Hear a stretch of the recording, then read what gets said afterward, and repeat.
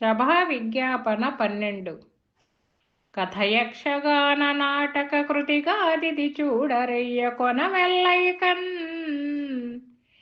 క్షితియందు జనన మరణము వ్యధదీరుట కయ్యినెట్లు విరచించినాను. సుజనులు దీన్ని గని చదువవలెను.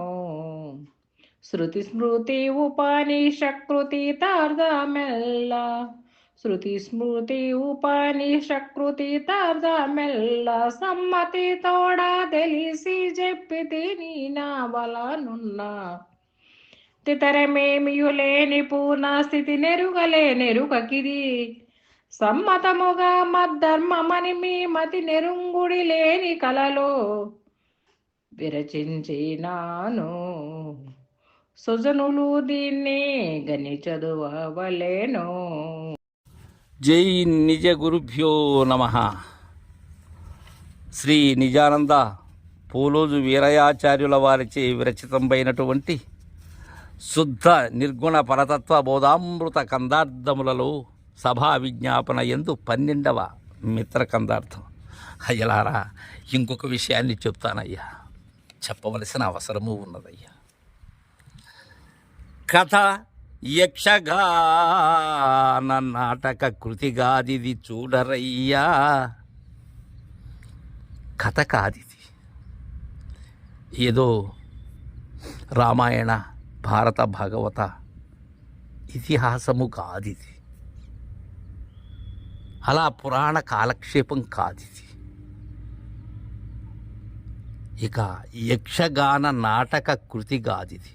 యక్షగానం అంటే వీధి నాటకం, వీధి భాగవతాలు అంటారు యక్షగానాన్ని.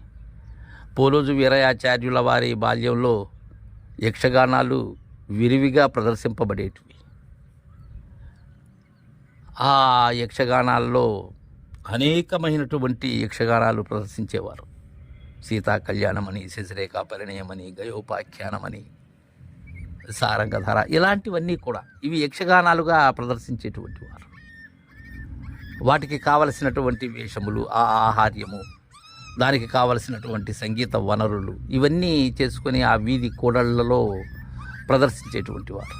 అలాంటిది కాదు ఇది, నాటక కృతిగా అది. ఒక వేదికను ఏర్పాటు చేసుకొని నాటకంగా ప్రదర్శించడం కాదు ఇది. అనేక పాత్రలతో పాండవోద్యోగ విజయములని, సత్యహరిశ్చంద్ర, ఇలాంటి నాటకాలు కాదు ఇది.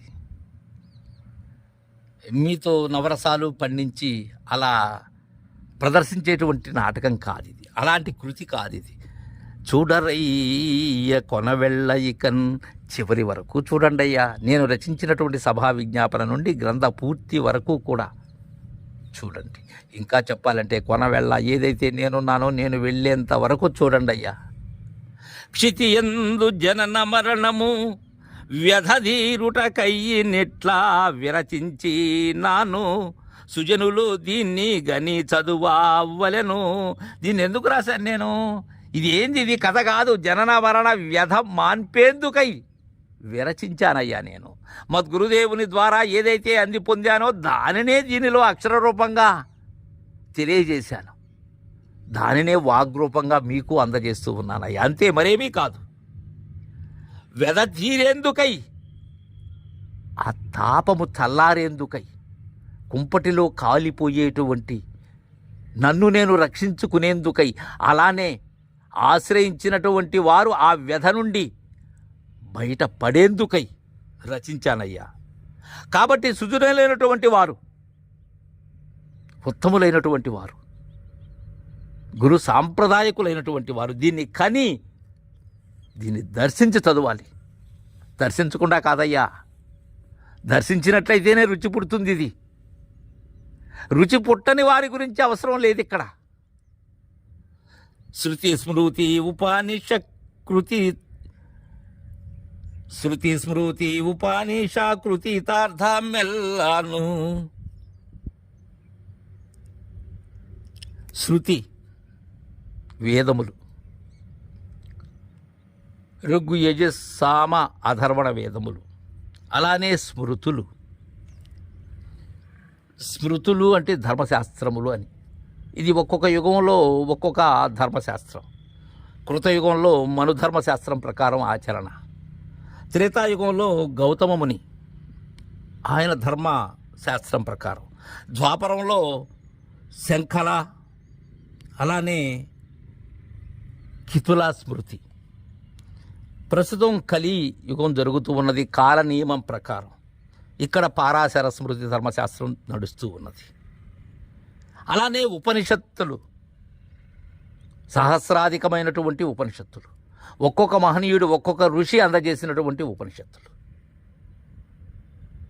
వాటి అర్థమెల్ల సమ్మతి దోడ తెలిసి చెప్పితి.